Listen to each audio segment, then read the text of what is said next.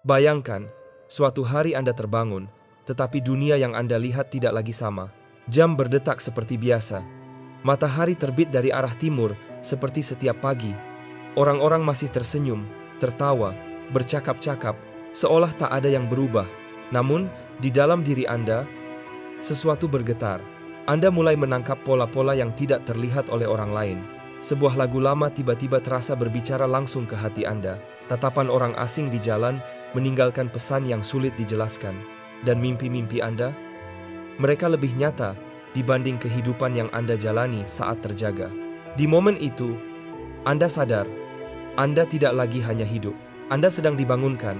Kebanyakan orang tidak akan mengerti. Mereka akan berkata Anda berlebihan, berkhayal, atau bahkan kehilangan arah. Tapi jauh di dalam diri, Anda tahu, ada sesuatu yang lebih besar sedang menuntun perjalanan ini. Seorang pengamat jiwa, sosok yang mengabdikan hidupnya untuk memahami kedalaman batin manusia, pernah menemukan hal yang sama. Ia meneliti, menulis, dan mendokumentasikan jejak-jejak kebangkitan yang misterius namun nyata. Dari pengamatannya lahirlah pemahaman bahwa kebangkitan bukan sekadar teori, bukan sekadar konsep indah. Kebangkitan adalah metamorfosis jiwa. Dan hari ini, kita akan menyingkap 5 pengalaman rahasia yang hanya muncul pada mereka yang sedang mengalami kebangkitan terdalam. Pengalaman yang bisa mengguncang ego, memecah realitas, sekaligus mengubah cara Anda melihat hidup selamanya. Inilah saatnya. Jika Anda mendengar kata-kata ini, itu bukan kebetulan. Realitas telah membawa Anda ke sini. Selamat datang di perjalanan, di mana kesadaran bertemu dengan takdir, dan hidup Anda tidak akan pernah sama lagi. Bagian 1. Sinkronisitas. Saat realitas mulai berbicara. Ada satu pengalaman yang sering kali menjadi pintu awal kebangkitan. Sinkronisitas. Kata ini terdengar ilmiah, tetapi sesungguhnya ia adalah bahasa rahasia semesta. Sinkronisitas bukan sekadar kebetulan. Ia adalah pola-pola tersembunyi yang menyatukan peristiwa-peristiwa yang tampak acak menjadi pesan yang terlalu tepat untuk diabaikan. Bayangkan, Anda memikirkan seorang teman lama yang sudah bertahun-tahun tidak Anda hubungi. 5 menit kemudian, notifikasi muncul di ponsel Anda, pesan dari orang itu. Anda sedang mencari jawaban tentang keputusan besar dalam hidup. Tiba-tiba, buku jatuh dari rak, terbuka tepat di halaman yang memberikan kalimat, seolah menjawab pertanyaan Anda. Anda berjalan sendirian, gelisah, lalu seekor burung hinggap di depan Anda dengan cara yang begitu ganjil dan entah bagaimana. Hati Anda merasa tenang. Apakah semua itu hanya kebetulan? Atau ada sesuatu yang berusaha menyapa?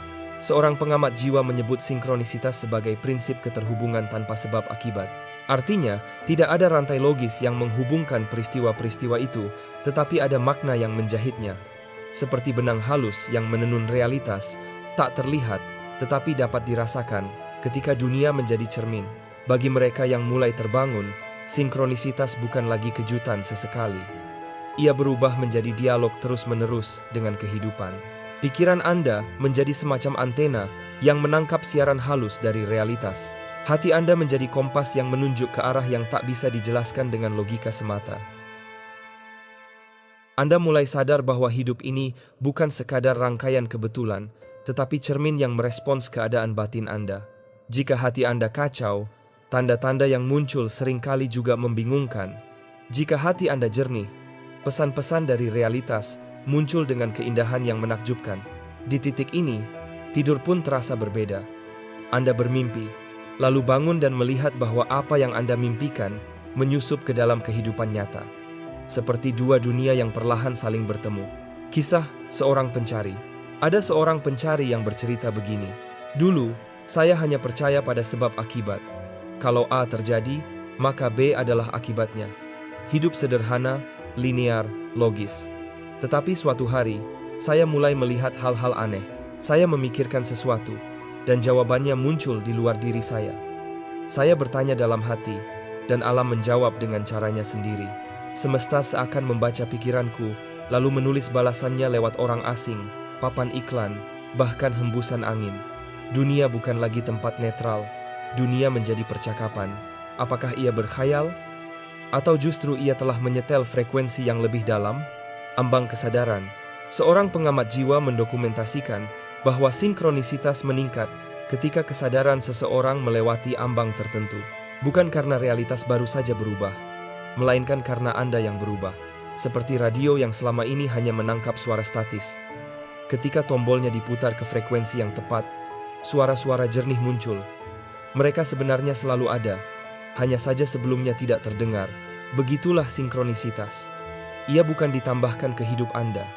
Ia selalu ada, tetapi baru bisa Anda dengar ketika kesadaran Anda siap. Tantangan yang menyertai, namun inilah paradoksnya. Sinkronisitas tidak bisa dipaksa. Jika Anda mencoba mencarinya, ia menghilang. Jika Anda ingin menggunakannya untuk membuktikan sesuatu, ia bungkam. Jika ego Anda ingin menjadikannya trofi, semesta menutup pintunya. Sinkronisitas hanya datang ketika hati Anda tulus, ketika langkah Anda selaras dengan diri terdalam. Inilah yang sering membuat orang yang mengalaminya merasa sendirian. Bagaimana Anda menjelaskan pada orang lain bahwa papan iklan bisa menjawab pertanyaan batin Anda, bahwa lagu yang diputar di radio seakan menyapa langsung hati Anda, bahwa angka-angka berulang muncul bukan sekali, tapi puluhan kali sehari? Kebanyakan orang akan berkata, itu hanya kebetulan, Anda terlalu banyak berpikir, itu delusi. Tetapi di lubuk hati, Anda tahu, ini nyata. Bahasa rahasia dengan kehidupan. Sinkronisitas adalah bahasa rahasia antara Anda dan realitas. Indah, menggetarkan, sekaligus mengasingkan. Ia mengajarkan bahwa hidup bukan sekadar garis lurus yang dingin. Hidup adalah dialog, tarian, percakapan penuh kode. Dan ketika Anda mulai menjawab percakapan itu, sebuah pintu terbuka. Pintu menuju pengalaman-pengalaman lain yang lebih dalam. Jika Anda pernah mengalami hal-hal seperti ini, pola yang terlalu tepat untuk disebut kebetulan, tulis di kolom komentar. Pengalaman Anda mungkin bisa menjadi jawaban bagi orang lain yang sedang kebingungan. Jangan lupa, tekan tombol subscribe dan aktifkan notifikasi agar Anda tidak melewatkan kelanjutan perjalanan ini. Bagian 2. Fungsi transenden. Hidup di tengah paradoks. Ada satu momen dalam kebangkitan ketika hidup berhenti terasa linear. Anda tidak lagi hidup dalam dunia hitam atau putih, benar atau salah, ini atau itu. Sebaliknya, Anda mulai menyadari bahwa kebenaran sejati seringkali hadir dalam bentuk paradoks, dua hal yang tampak berlawanan, tetapi keduanya benar dalam waktu yang sama. Seorang pengamat jiwa menyebut kemampuan ini sebagai fungsi transenden. Bukan transendensi dalam arti menghindar dari dunia atau melayang ke awan-awan spiritual, melainkan sebuah kapasitas psikologis yang lahir ketika kesadaran Anda cukup matang untuk menampung kontradiksi tanpa hancur karenanya. Ketika paradoks menjadi rumah, di dunia biasa, kontradiksi dianggap mengancam. Pikiran logis tidak bisa menampung dua hal yang berlawanan. Ia akan selalu memilih salah satu dan membuang yang lain. Tetapi dalam kebangkitan, Anda menemukan sesuatu yang berbeda. Anda bisa merasakan kesedihan mendalam sekaligus kegembiraan besar. Anda bisa menyadari bahwa hidup ini sekaligus tanpa makna dan syarat makna. Anda bisa melihat seseorang yang penuh bayangan, tetapi pada saat yang sama juga bercahaya. Di dalam diri Anda, dua hal yang bertolak belakang tidak lagi saling meniadakan, melainkan saling melengkapi. Seorang pengamat jiwa menulis, fungsi transenden adalah jembatan antara kesadaran dan ketidaksadaran. Ia bukan kompromi, melainkan kelahiran sesuatu yang baru, sebuah ciptaan yang memuat keduanya sekaligus melampauinya. Kisah seorang yang terbangun. Seorang wanita pernah bercerita tentang momen ketika fungsi transenden mulai aktif dalam dirinya. Ketika ibu saya meninggal, hati saya hancur. Itu adalah kehilangan terbesar dalam hidup saya. Namun pada saat yang sama, saya juga merasakan hadiah terbesar. Sebuah kebijaksanaan yang lahir dari kehilangan itu. Dua hal ini sama-sama benar. Saya tidak bisa memilih salah satunya. Saya berduka sekaligus bersyukur. Pikiran saya tidak hancur karena kontradiksi itu. Sebaliknya, saya menjadi lebih luas untuk menampung keduanya. Inilah fungsi transenden dalam bentuk paling nyata. Ia membuat pikiran Anda cukup lapang untuk menampung kesedihan sekaligus kebahagiaan, kegelapan sekaligus cahaya, kehilangan sekaligus hadiah, menjadi paradoks yang hidup. Ketika fungsi transenden bekerja, Anda tidak lagi hanya optimistis atau pesimistis, logis atau intuitif, spiritual atau materialistis. Anda bisa menjadi semuanya sekaligus. Anda menjadi paradoks yang hidup. Anda bisa sangat berkomitmen, namun sekaligus mampu melepaskan. Anda bisa benar-benar hadir di sini, sekaligus merasakan lintasan waktu yang lebih luas. Anda bisa sangat dalam secara batin, namun tetap membumi dalam kehidupan sehari-hari. Bagi pikiran linear, Anda tampak kontradiktif. Mereka bisa saja menyebut Anda bingung, pelin-pelan, bahkan munafik. Tetapi sesungguhnya Anda bukan bingung, Anda menyeluruh. Kebijaksanaan spontan. Fungsi transenden sering menampakkan dirinya sebagai kebijaksanaan yang muncul tanpa diduga. Anda menghadapi masalah yang mustahil. Tiba-tiba solusi muncul begitu saja. Anda ingin menolong seseorang, lalu kata-kata tepat mengalir dari mulut Anda. Seolah Anda hanya saluran. Anda merasa tahu sesuatu, padahal tidak ada penjelasan logis bagaimana Anda bisa tahu. Mimpi jernih tanpa usaha. Bagi mereka yang terbangun, mimpi seringkali menjadi jernih tanpa usaha. Bukan jernih dalam arti Anda mengendalikannya, melainkan jernih karena Anda hadir di dalamnya. Anda menjadi pemimpi, isi mimpi, dan saksi sekaligus. Dalam mimpi itu, Anda bisa menerima pengajaran, Anda bisa mendapat bimbingan, Anda bisa menyerap kebijaksanaan yang ketika bangun masih bisa Anda ingat dengan utuh, kata demi kata. Bagi orang yang belum mengalaminya, semua ini terdengar mustahil. Tetapi bagi mereka yang melewati kebangkitan batin, tidur bukan lagi sekadar istirahat. Tidur adalah ruang pertemuan dengan lapisan realitas yang lebih dalam. Kisah nyata seorang pencari. Seorang pengusaha tanpa latar belakang spiritual pernah berkata, "Saya mulai mengalami mimpi yang menjadi kenyataan. Bukan secara simbolis, tetapi secara harfiah. Saya bermimpi adik saya menelepon tentang serangan jantung ayah kami. 3 hari sebelum itu benar-benar terjadi. Saya bermimpi percakapan dengan atasan tentang promosi, lengkap dengan warna dasi yang ia pakai. Seminggu sebelum percakapan itu benar-benar terjadi. Saya tidak bisa menceritakan ini pada siapapun, karena mereka pasti mengira saya delusi. Tetapi saya tahu, saya tidak sedang meramal masa depan. Saya hanya mengingatnya lebih dulu, lewat mimpi." Inilah yang disebut mimpi profetik, mimpi yang membuka tabir waktu. Mimpi besar, gerbang transformasi. Seorang pengamat jiwa juga membedakan mimpi biasa dengan apa yang ia sebut sebagai mimpi besar. Ini adalah mimpi yang begitu kuat, begitu dalam, hingga mengubah arah hidup Anda. Dalam mimpi besar, Anda bisa mengalami perjumpaan dengan sosok bercahaya yang mengajar tanpa kata. Anda bisa berjalan melewati lanskap yang tidak ada di bumi, tetapi terasa seperti rumah. Anda bisa melihat simbol yang begitu mendalam, maknanya hingga mengubah cara Anda memandang eksistensi. Mimpi besar seringkali menghadirkan pengalaman kematian dan kelahiran kembali. Anda merasakan seakan benar-benar mati di dalam mimpi, lalu terbangun dengan kesadaran bahwa Anda telah kembali hidup sebagai pribadi yang berbeda. Ini bukan sekadar mimpi. Ini adalah inisiasi batin, tantangan mimpi profetik. Namun, ada satu tantangan besar. Mimpi-mimpi ini sulit dikomunikasikan. Anda bisa menceritakannya, tetapi orang lain hanya akan menatap kosong. Anda bisa menjelaskan detailnya, tetapi esensi pengalaman itu tak pernah benar-benar sampai. Bagaimana menjelaskan warna pada seseorang yang buta warna? Begitulah sulitnya menggambarkan mimpi profetik. Banyak orang akan berkata, "Itu cuma mimpi biasa. Pikiranmu terlalu jauh. Jangan berlebihan." Tetapi Anda tahu betul, mimpi itu lebih nyata daripada kenyataan. Tidur sebagai jalan kebangkitan, mimpi profetik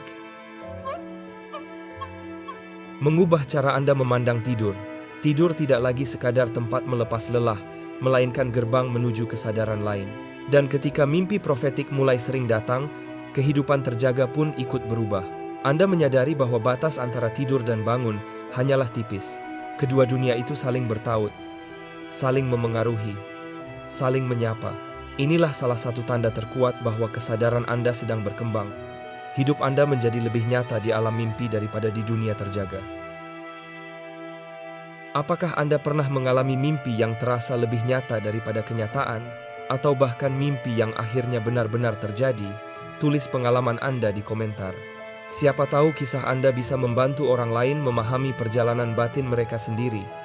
Jangan lupa subscribe dan aktifkan notifikasi agar Anda tidak ketinggalan kelanjutan seri ini. Bagian 4. Restrukturisasi ego diri. Saat kesadaran menjadi lebih luas daripada identitas. Kebangkitan bukan berarti menghancurkan ego. Kebangkitan berarti menghancurkan monopoli ego atas kesadaran. Seorang pengamat jiwa pernah menulis, pengalaman tentang diri selalu merupakan kekalahan bagi ego.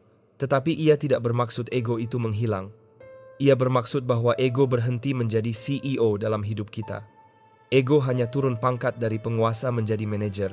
Dan inilah yang sering menjadi pengalaman paling mengejutkan sekaligus paling membebaskan. Siapakah saya sebenarnya? Sebelum kebangkitan, Anda mungkin hidup sepenuhnya dari ego. Anda adalah pekerjaan Anda. Anda adalah cerita hidup Anda. Anda adalah peran sosial Anda. Anda adalah kepribadian yang sudah ditempa oleh pengalaman. Tetapi saat kebangkitan datang, struktur ini retak. Anda mulai menyadari bahwa ada Anda yang lain, sebuah pusat kesadaran yang luas, impersonal, dan hening yang menyaksikan seluruh hidup Anda, seperti menonton sebuah film. Tiba-tiba, Anda hidup di dua layar sekaligus. Layar pertama, diri pribadi Anda, yang bekerja, membayar tagihan, bercakap-cakap, berdebat, bercinta, menangis, tertawa. Layar kedua, kesadaran luas yang tidak terikat, yang mengamati segalanya tanpa terjebak di dalamnya. Keduanya nyata. Keduanya hadir bersamaan, hidup dengan dua pusat kesadaran. Inilah restrukturisasi ego diri. Anda mulai mengalami diri Anda sebagai multi-pusat kesadaran. Anda bisa terlibat penuh dalam percakapan, namun pada saat yang sama juga mengamati diri Anda dari luar. Anda bisa tersulut emosi, namun pada saat itu juga Anda menyaksikan emosi itu muncul dan memilih apakah akan mengekspresikannya atau melepaskannya. Anda bisa melihat pola-pola lama bermain ulang di depan mata, lalu memutuskan keluar dari pola itu, bahkan di tengah kalimat. Seorang pasien pernah menggambarkannya seperti ini, saya hidup dalam layar terpisah. Pada satu layar, saya adalah manusia dengan sejarah, kepribadian, dan preferensi. Pada layar lainnya, saya adalah kesadaran tak terbatas yang sedang mengalami pengalaman manusia yang sementara. Tidak ada yang lebih nyata daripada yang lain. Saya tidak memilih di antara keduanya. Saya hidup sebagai keduanya sekaligus. Ini gila sekaligus ajaib. Tetes air dan samudra. Restrukturisasi ini sering digambarkan sebagai pengalaman menjadi tetes air sekaligus samudra. Sebagai tetes air, Anda adalah pribadi dengan identitas unik. Sebagai samudra, Anda adalah kesadaran luas yang menampung segalanya. Dan untuk pertama kalinya, Anda menyadari bahwa Anda bukan harus memilih salah satunya. Anda adalah keduanya. Perlawanan ego. Namun, ego tidak menyerah begitu saja. Ia melawan dengan cara yang halus. Inflasi. Ego berkata, saya yang terbangun. Saya yang istimewa. Saya yang melampaui kesadaran biasa. Ia mencoba mengklaim pengalaman luas sebagai miliknya sendiri. Tetapi semesta selalu menyeimbangkan. Begitu ego menjadi terlalu sombong, hidup akan menghadirkan momen yang merendahkan. Anda bisa merasakan kesadaran kosmik di satu detik, lalu bingung mencari kunci kendaraan di detik berikutnya. Anda bisa menyalurkan kebijaksanaan mendalam, lalu tersandung oleh bayangan diri yang memalukan. Anda bisa merasa tercerahkan, lalu tiba-tiba melakukan hal-hal sepele yang mengingatkan Anda betapa manusiawinya diri Anda. Inilah tarian yang terus berlangsung. Ego mencoba menguasai, sementara kesadaran luas mengingatkan bahwa Anda bukan penguasa tunggal. Hidup dalam negosiasi konstan.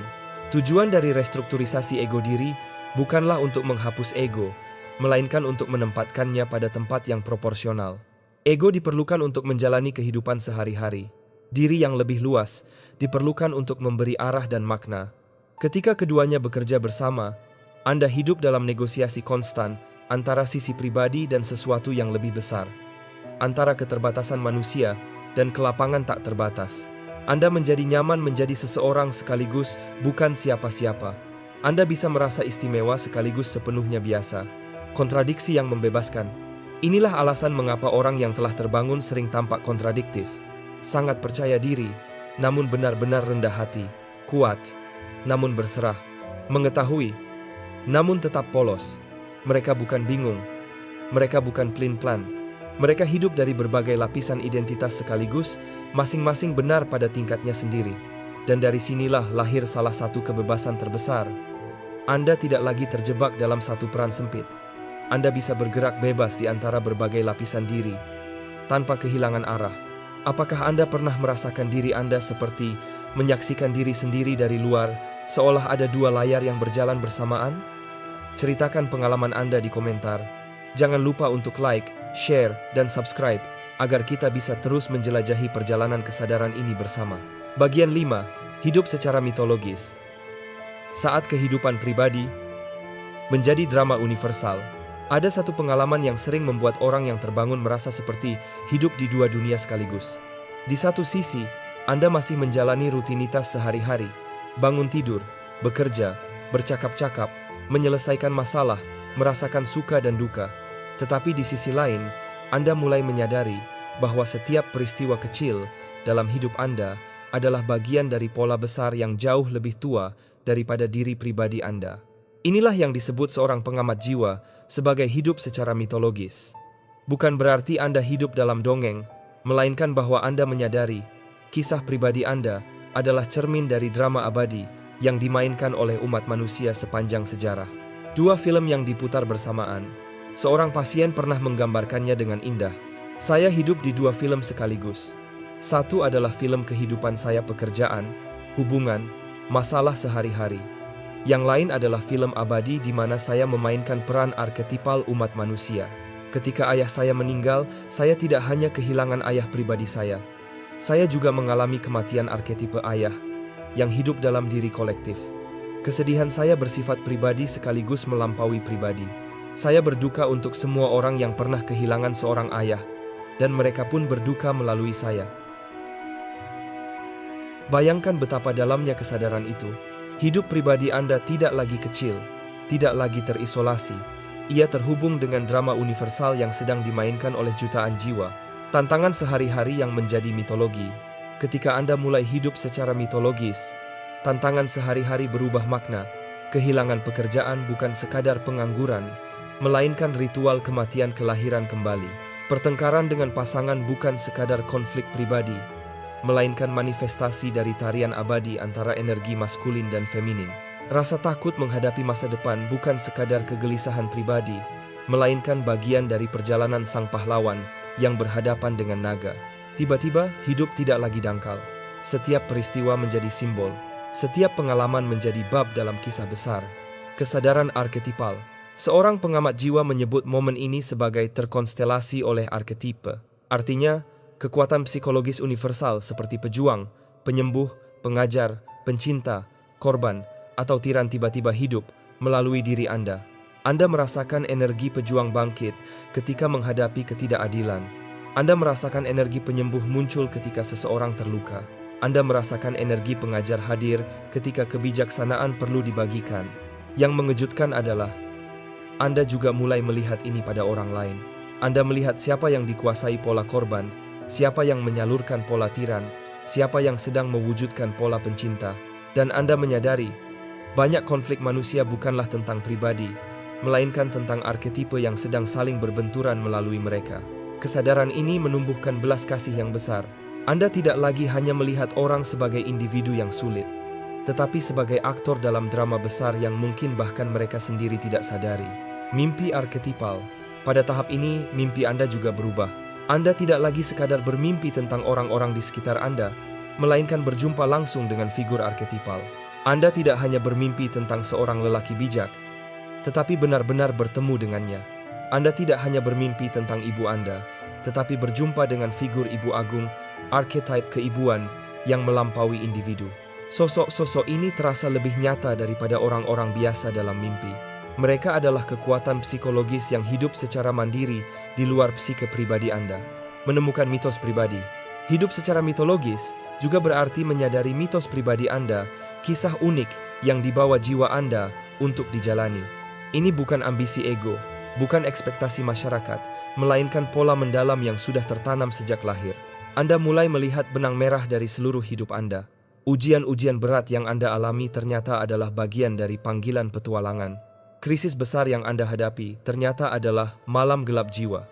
Orang-orang yang Anda temui ternyata adalah penjaga gerbang atau penolong dalam kisah perjalanan Anda.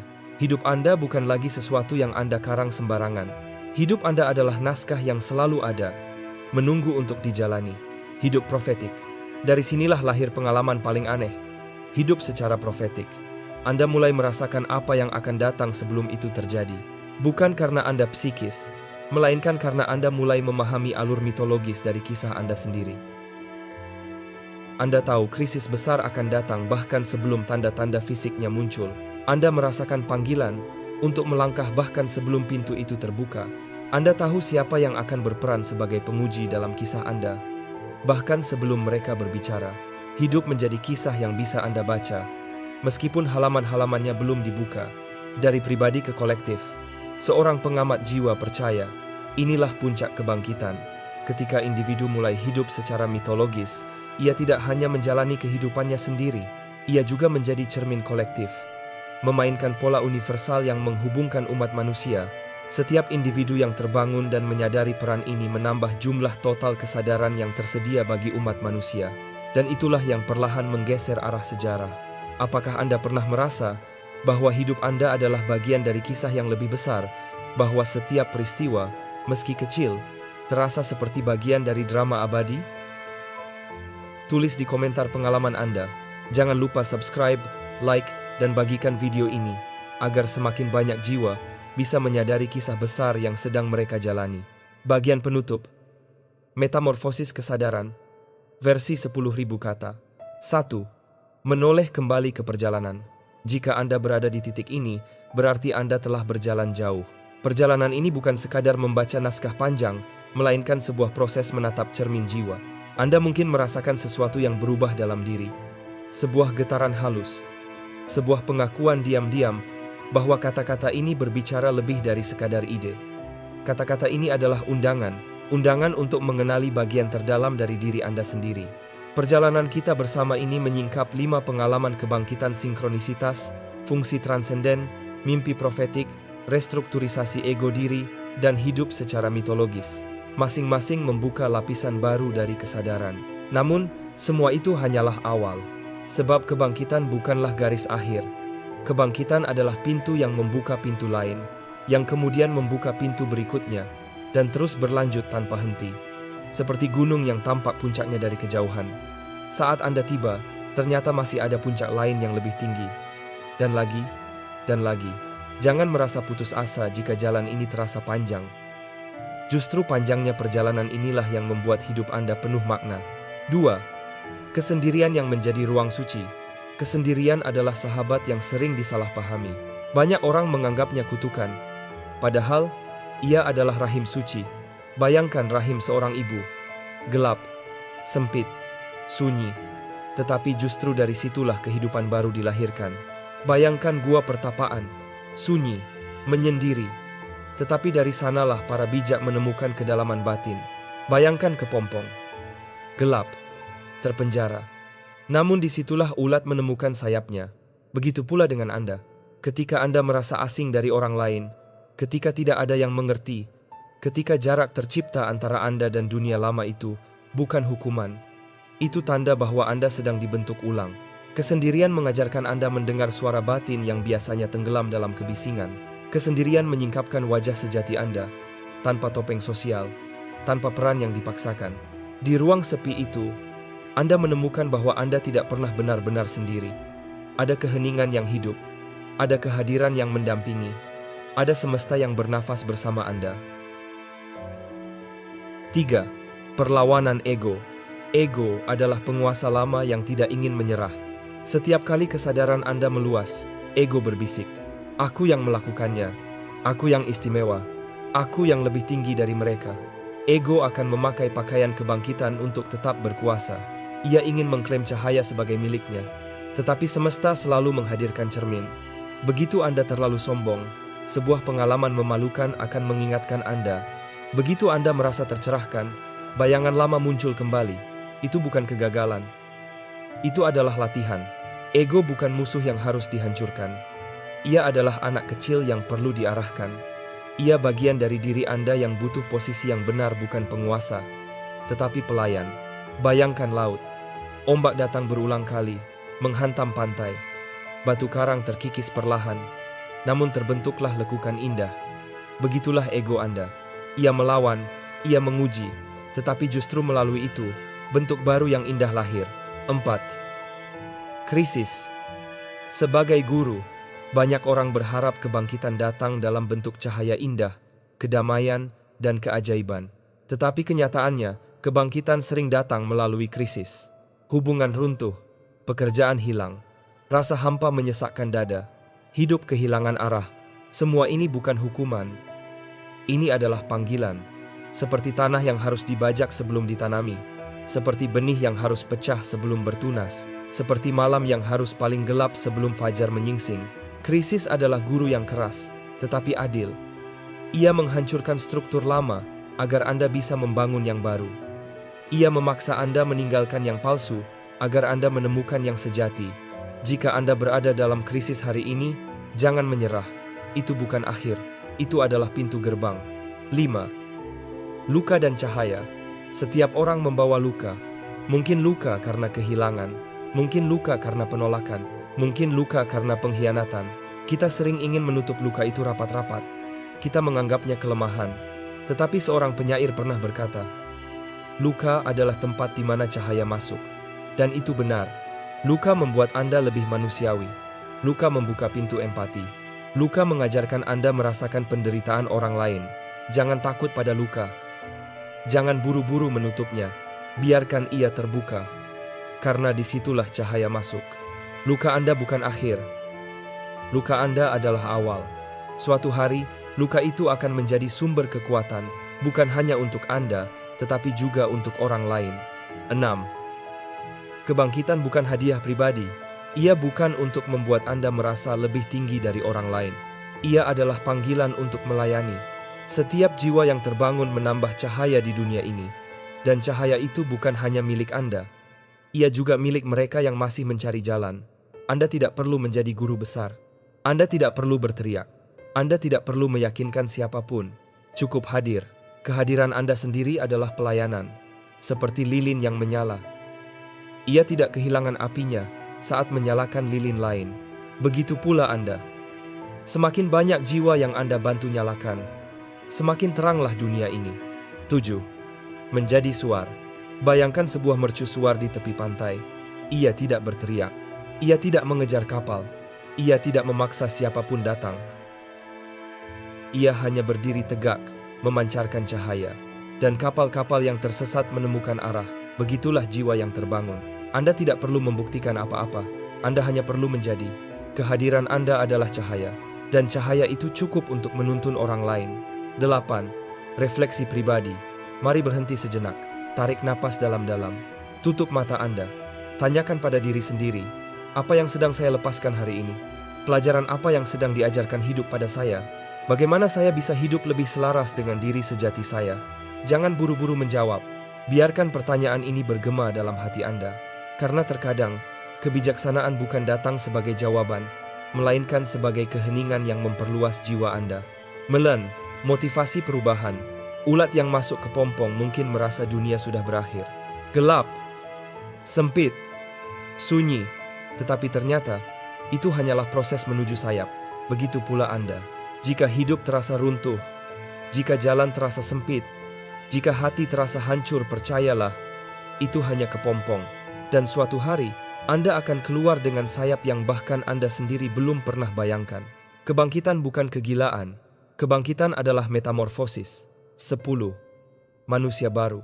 Kebangkitan tidak menjadikan Anda sempurna. Ia menjadikan Anda utuh. Utuh artinya Anda bisa menampung cahaya dan bayangan, kelemahan dan kekuatan, kebahagiaan dan kesedihan, semuanya sekaligus. Dari keutuhan itu, lahirlah manusia baru. Bukan manusia yang tak tersentuh masalah, tetapi manusia yang mampu melihat makna di balik setiap masalah. Bukan manusia yang tidak pernah terluka, tetapi manusia yang menjadikan luka sebagai jalan menuju kebijaksanaan. 11. Evolusi kolektif. Apa yang Anda alami bukan hanya milik pribadi. Setiap kebangkitan individu menambah jumlah total kesadaran yang tersedia bagi umat manusia. Kita sedang berada dalam perlombaan antara kesadaran dan kehancuran. Dan setiap jiwa yang terbangun menambah peluang bagi dunia untuk berubah arah. Anda bukan sendirian. Anda adalah bagian dari gelombang besar. Gelombang yang mungkin sunyi, tetapi perlahan sedang mengubah arah sejarah. 12. Peneguhan akhir. Ingatlah, kebangkitan bukan tentang melarikan diri dari hidup. Ia tentang hadir lebih penuh dalam hidup. Bukan tentang menjadi istimewa, tetapi tentang menjadi nyata. Bukan tentang menemukan jawaban atas semua hal, tetapi tentang berani hidup dalam pertanyaan. Anda tidak pernah benar-benar sendirian. Anda adalah bagian dari transformasi yang jauh lebih besar daripada diri Anda sendiri. Dan setiap langkah Anda, sekecil apapun, adalah bagian dari tarian agung semesta. 13. Menemukan kompas batin. Kesadaran bukan peta. Kesadaran adalah kompas. Peta bisa hilang, rusak, kadaluarsa. Tetapi kompas batin intuisi Anda selalu ada. Belajarlah mempercayai suara kecil dalam hati. Ia mungkin tidak memberikan semua jawaban sekaligus, tetapi ia akan menuntun langkah demi langkah. 14. Keberanian untuk berjalan sendirian. Terkadang, jalan ini sunyi, tidak ada yang mendukung, bahkan orang terdekat pun tidak mengerti. Namun, ingat, pionir selalu berjalan lebih dulu. Anda mungkin sendirian di awal, tetapi Anda membuka jalan bagi banyak orang setelah Anda. Keberanian berjalan sendirian adalah tanda jiwa besar. 15. Mengubah luka menjadi warisan. Luka Anda bukan hanya milik Anda. Luka itu bisa menjadi warisan bagi orang lain. Kisahkan perjalanan Anda. Bagikan kebijaksanaan yang lahir dari penderitaan Anda. Dengan begitu, luka Anda berubah menjadi obor yang menuntun orang lain melewati kegelapan mereka. 16. Cinta sebagai bahasa universal kebangkitan. Pada akhirnya, semua kebangkitan bermuara pada satu kata. Cinta. Cinta bukan sekadar perasaan. Cinta adalah kesadaran bahwa kita semua terhubung. Setiap kali Anda memilih cinta daripada kebencian, kesabaran daripada kemarahan, pengampunan daripada dendam, Anda sedang memperluas kesadaran kolektif. 17. Kesadaran harian. Hidup di tengah dunia, namun tidak terseret. Kebangkitan bukan berarti melarikan diri dari dunia. Kebangkitan berarti hidup di tengah dunia, namun tidak terseret olehnya. Anda tetap bekerja. Anda tetap berhubungan dengan orang lain. Anda tetap menghadapi masalah. Bedanya, sekarang Anda melihat segalanya dari perspektif yang lebih luas. 18. Harapan untuk generasi yang akan datang. Apa yang Anda lakukan hari ini bukan hanya untuk diri Anda. Setiap langkah kesadaran yang Anda ambil adalah warisan untuk generasi yang akan datang. Bayangkan anak-anak yang lahir di dunia yang lebih penuh kesadaran. Bayangkan mereka tumbuh dengan lebih sedikit luka, lebih banyak kasih, lebih banyak cahaya. Itulah mengapa perjalanan Anda penting. Anda bukan hanya menyembuhkan diri sendiri, Anda sedang ikut menyembuhkan dunia. Bayangkan Anda menanam sebuah pohon. Anda mungkin tidak akan pernah menikmati rindangnya sepenuhnya. Namun, anak-anak yang datang setelah Anda akan bermain di bawah naungannya, beristirahat di teduhannya, dan menikmati buah yang dihasilkannya. Begitulah kesadaran bekerja. Setiap kali Anda memilih cinta daripada kebencian, kesabaran daripada amarah, kebenaran daripada kepalsuan, Anda sedang menanam benih. Benih itu mungkin tampak kecil, tetapi ia akan bertumbuh, dan suatu hari akan menjadi tempat berteduh bagi jiwa-jiwa yang bahkan belum lahir hari ini. Jika Anda merasakan resonansi dengan kata-kata ini, tuliskan di komentar, "Saya siap bermetamorfosis." Jangan lupa subscribe, like, dan bagikan video ini agar lebih banyak jiwa menemukan jalannya. Ketik angka 99 untuk meneguhkan bahwa Anda adalah bagian dari kebangkitan ini.